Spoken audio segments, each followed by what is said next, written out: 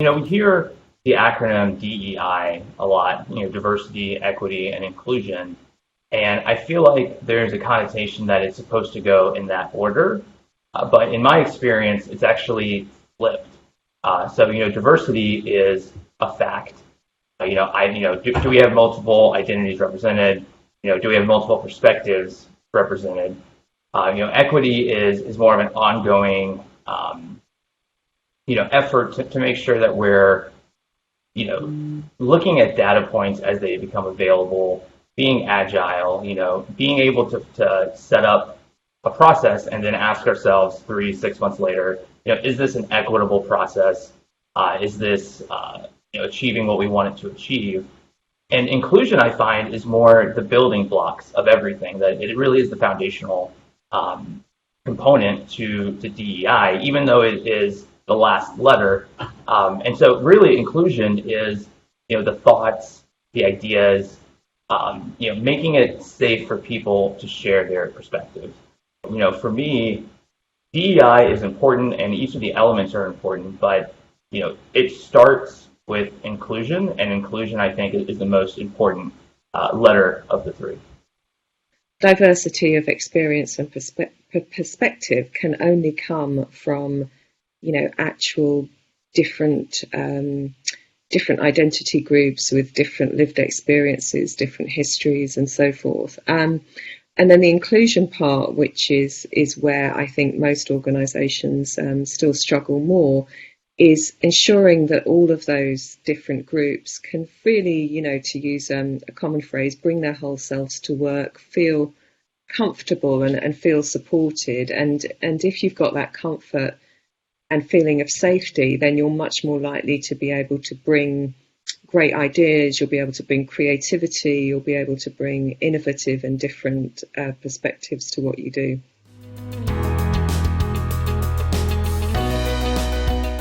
Sometimes people confuse inclusivity and skills that go to creating that, like collaboration, with the feeling that everybody's got to agree with each other and there can be absolutely no dissent or difference of opinion. Actually, sometimes the most creative and the most innovative solutions actually come from people having different ideas and to some extent clashing at times. And I think, if we look at the history of diversity and inclusion in the 20th century and 21st century, a lot of the wins that have been achieved, which seem normalised now, were quite difficult at the time and, quite fragmentary, and, people had to struggle quite a lot to accept it. And I think it's realising that, that inclusivity doesn't always come overnight, and that sometimes difficult decisions may have to be made.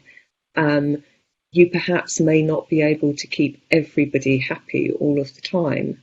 You have to realise that, sometimes you kind of have to set a hard line in the sand and say, this is the way things are going to be, particularly if you're really trying to drive change. So I think it's kind of confusing, creating a culture where people can feel comfortable to actually have healthy dissent and to feel that they can disagree with their colleagues without there being repercussions or biases coming into play. I don't know about how it is at a startup, but I know where I work, we're busy. And if leadership were to, roll out something that says, you're going to have weekly check-ins on inclusion, that would not work because we just don't have the time. We can't micromanage that much. But to say, once a month we're going to get our leaders together and we're going to, hold ourselves accountable. We're going to, create some sort of, tracking system. I don't know, whatever it is that works for your organization.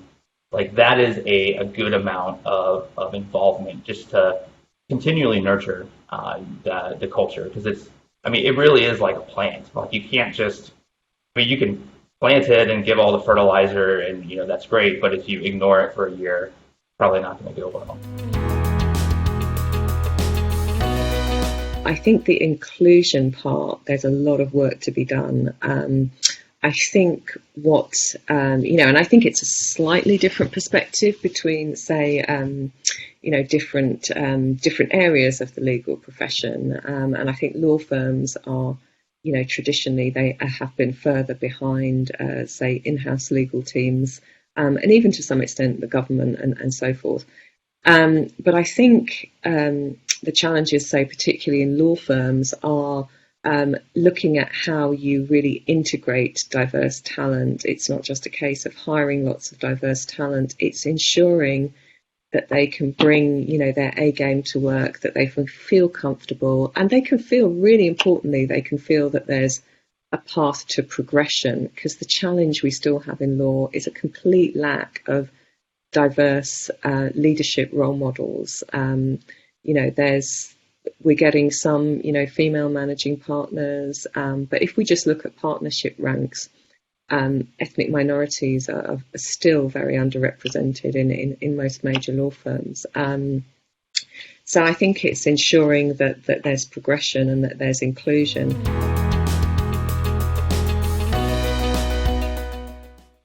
Ideally, it would be coming from the top and the bottom. That leaderships, people in a leadership capacity are setting the tone because they have that authority, and it's just a law of human social dynamics that when you have a leader and the leader says go right, you're more inclined to go right, even if you don't necessarily agree with it. It's falling into line, it's being cohesive. It's just those thousands and thousands of years of evolutionary psychology at work. It also has to come from below, like on the ground floor. And I've worked at places where we can go to a meeting, and a leader has a really inspirational, well thought out, well said message. But then I go to a meeting and nobody's actually engaging in that behavior. It just feels kind of flimsy. And so having it to where individuals in their core role understand the importance of diversity, inclusion, and equity helps make sure that message can reverberate all the way down. Where I find a lot of companies go wrong, it's middle management. And it's because you have individuals who are in leadership positions, but they're limited leadership positions. So it's harder for them, I think, to see the big picture and to see how inclusion does affect the bottom line, and how how we run meetings affects our retention rate, and how our PR in this area will affect how great we can recruit. And for the middle management is where I feel that squeeze, because at their core I feel like they're expected to do too much. You've got to take into account the real lived experience of the people who make up the majority of your workforce, particularly the diverse individuals. And you also can't put people in a position of discomfort. What we sadly saw, I think sometimes too often, after the murder of George Floyd a year ago, was sometimes, lots of black employees being sort of put on the spot to almost speak for the entire experience of their racial group. So I think you've got to be very sensitive in how you consider people's experiences, but you've got to take into account the whole breadth and depth of people's experiences. But you've also got to have with that the tone from the top. The tone from the top is really important. And the two things almost have to come together. I think if it's just created in a boardroom with no reference to the grassroots, then it's not going to kind of come together in any cohesion.